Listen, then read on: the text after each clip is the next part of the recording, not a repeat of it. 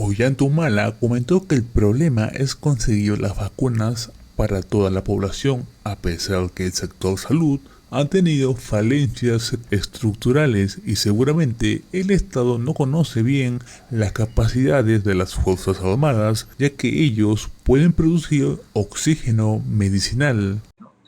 En otras palabras, lo que quiero decir es que el gobierno tal vez no conoce todas las herramientas que tiene en esa carpintería que se llama Ejecutivo Estado, ¿no? Y dentro de ellas, la Fuerza Armada está en capacidades de poder producir, a través de plantas de oxígeno, producir los envases y poder distribuirlos donde el gobierno lo desee. Es cuestión nada más de reunirse con los mandos militares y establecer, ¿no?, darles tareas para que inmediatamente se pongan a trabajar. La Fuerza Armada no lo va a hacer si no le dan la orden. Sí. Y Y eso es lo que he señalado concretamente. entonces tendrían que construir plantas de oxígeno y están en la capacidad de hacerlo, o son estos transformadores. ¿Qué sería lo que tendrían que hacer las Fuerzas Armadas? A ver, la parte técnica creo que hay ingenieros militares que lo pueden explicar mejor que yo, hay ingenieros de la UNI que también lo pueden explicar mejor que yo. Lo que señalo es que la Fuerza Armada tiene la capacidad, la infraestructura, el conocimiento y los medios para producir oxígeno y ayudar al gobierno y al país en esta situación tan difícil que estamos viviendo, que yo diría que es dramática. Ok, bueno, vamos a dejar eso también para que de repente cuando conversemos con algunas autoridades del Ejecutivo, pues de respuesta si es que las Fuerzas Armadas podrían hacerlo, en todo caso. Y con respecto a la vacuna, el gobierno habla de una expectativa de vacunar al 70% de la población para diciembre. Ellos hablan, digamos, como hasta diciembre como una proyección, pero ellos no van a estar en diciembre. En diciembre va a estar el nuevo gobierno que entra a partir del 28 de julio.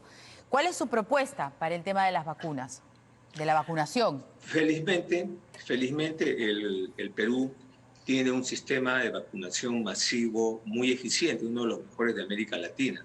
Y probablemente las cifras de vacunación que hoy día se están dando con las 300.000 dosis que han llegado al Perú sea mucho más rápido que otros países vecinos.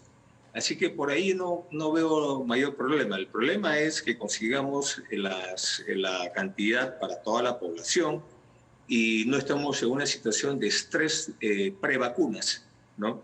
Y además hay que tomar en cuenta de que el COVID va a quedarse por muchos años en el país, como muchas enfermedades o muchos virus que periódicamente ya estamos acostumbrados a ingresarlos en todo el programa, en toda la programación de vacunas, ¿no?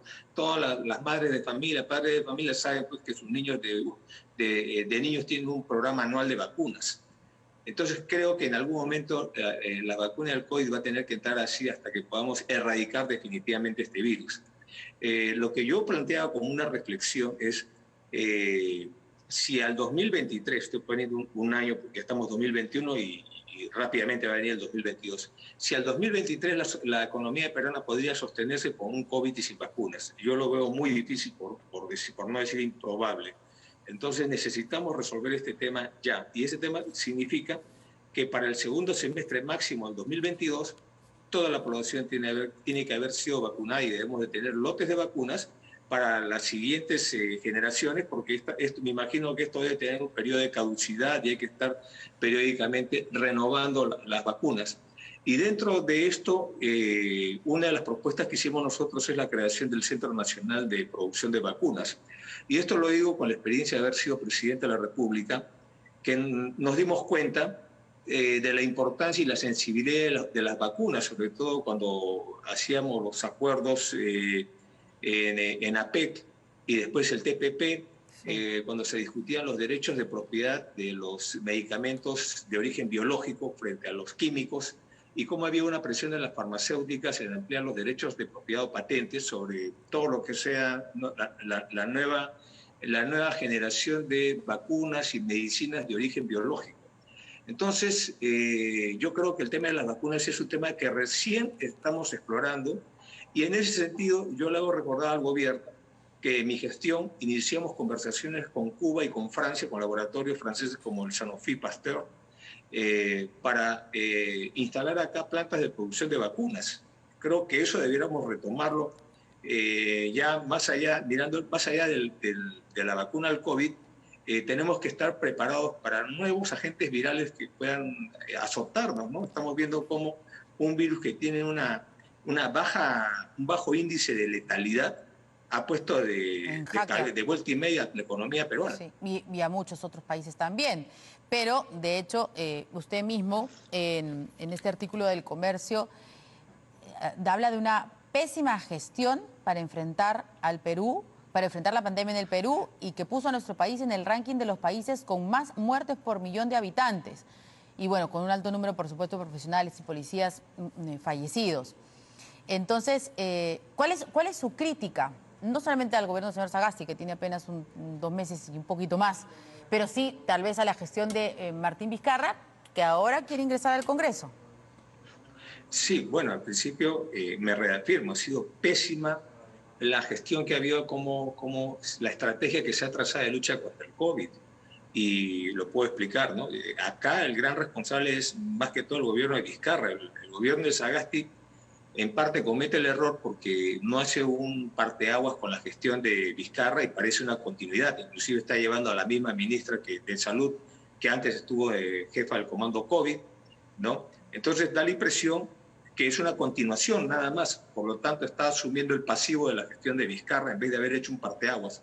En principio no han sincerado las cifras de muertos, ¿no? Porque hay una cifra que mantiene el MINSA, otra mantiene el Sistema Nacional de Defunciones, pero además no están contabilizando a los muertos a consecuencia del COVID. Estamos hablando de muchas personas que tuvieron que dejar tratamientos oncológicos, renales, hemodiálisis, operaciones programadas, porque los hospitales fueron saturados de pacientes de COVID. Algunos hospitales de la Seguridad Social, por ejemplo, están cerrados. Entonces, ¿dónde viene el problema? En que se abandonó. Primero se redujo el presupuesto de salud en este quinquenio. Nosotros lo dejamos en 3.3% del Producto Bruto Interno y ellos lo han bajado creo a menos de 3%. Nosotros lo encontramos en 2.3 aproximadamente el presupuesto y subimos 1 punto el presupuesto de salud. Muy bien. Este gobierno lo que ha hecho es no enfrentar el COVID en el primer nivel de la atención primaria de salud, que son los centros médicos, postas médicas y los centros médicos estratégicos que creamos en nuestro gobierno y que en el interior del país muchas veces los confunden, le dicen que son hospitales estratégicos, son grandazos, ¿no? Bueno, allí debió haber estado el oxígeno, el personal médico con sus instrumental y equipamiento de bioseguridad, pero no hubo nada de eso. Entonces, todo el mundo, todas las personas que tenían la primera sospecha de COVID se han ido a los hospitales. Es más, le digo, nosotros vimos la primera ola como una película que con 2 semanas de anticipación o 3 semanas de anticipación, cómo azotaba a China, cómo azotaba a Europa. Veíamos cómo en Italia morían ciudadanos por falta de oxígeno. ¿Y se tomó alguna previsión acá? Creo que ninguna. De tal manera que inclusive estaba vigente una norma que puso el gobierno de Alan García que elevaba el estándar de pureza del oxígeno de uso medicinal. Sí. Pero en realidad era un índice exagerado y que lo que hizo fue quebrar a las empresas pequeñas que producían oxígeno para medicinal y se pasaron tarde a oxígeno para otros fines, ¿no? Se hizo un cambio de la normativa tarde, de hecho. Así es. Pero ahora que usted menciona sobre lo que su gobierno hizo, me imagino que ha escuchado al señor Vizcarra y a la ministra Macetti, hoy ministra, hablar sobre los problemas de salud hoy en el sector salud como consecuencia, o más bien que es un lastre más o menos de lo que ha ocurrido o lo que no ocurrió en gobiernos pasados, y eso claramente le afecta a usted directamente porque hace solo 5 años estuvo en el gobierno. ¿En qué tema concretamente? Porque, cuando la ministra de Salud y el presidente Vizcarra en su momento decían que todo esto que está pasando es por las malas gestiones de los otros gobiernos, que lo que vivimos hoy es un lastre de los gobiernos pasados, y digo que eso cae justo al suyo directamente porque hace 5 años estuvo en el gobierno. ¿Qué responde ante eso?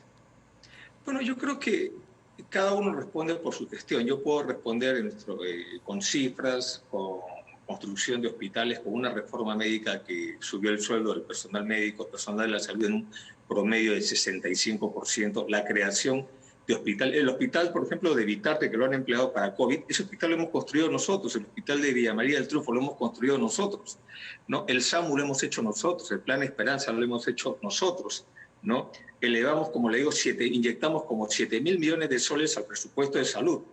O sea, hablo con cifras. Otra cosa es que yo quiero echarle la culpa a la gestión anterior, porque todos sabemos que el sector salud siempre ha tenido unas falencias estructurales, ¿no? Nuestros niveles de inversión en salud están por debajo de los promedios latinoamericanos. Llevar al 6% del PBI el sector salud es entrar al promedio de los países de renta media. Sí. Pero vayamos a cosas concretas, ¿no? Lo que estoy acá haciendo una crítica a la gestión de Vizcarra es concreta. Se abandonó los centros, el primer nivel de la atención de salud, y se tuburizaron los hospitales. Se crearon órganos paralelos que en realidad confundieron, como es el Comando COVID, el Comando Vacuna, que no son funcionarios públicos, ellos no van a firmar nada. Entonces es mejor que transparente y se pongan como asesores, porque ya conocemos este estilo de poner un SAR para la reconstrucción con cambios, otro SAR para la reconstrucción de Pisco, otro SAR para los panamericanos, o sea, no apostamos a instituciones, sino apostamos a personas, y esas personas normalmente no tienen la capacidad de mover un ministerio, entonces estamos duplicando funciones, y eso retrasa las cosas. Otro problema que vemos es el oxígeno, ¿no? Otro problema que vemos ahora es que el sistema de infraestructura, las camas UCI, etcétera, ya colapsaron. La gente está buscando como sea una cama UCI. El otro problema es el oxígeno, que se está produciendo un acaparamiento, especulación, un mercado negro de la venta del oxígeno. Y el otro problema que tenemos es el recurso humano. Estamos llegando a un nivel de agotamiento del recurso humano, y también no me dejará mentir que el Perú lidera, entre otros países, la tasa de personal médico con mayor cantidad de muertos en la lucha contra la pandemia.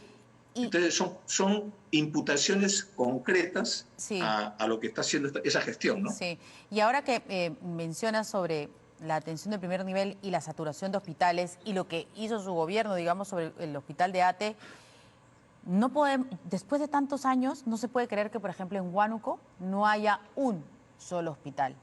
Ojalá tuviera la oportunidad de preguntárselo al señor Martín Vizcarra, ahora que es candidato, sobre por qué nadie miró a Huánuco. No hay un solo hospital, todos son como prefabricados, hospitales de contingencia, pero no hay un hospital. ¿Por qué? Se lo pregunto como expresidente.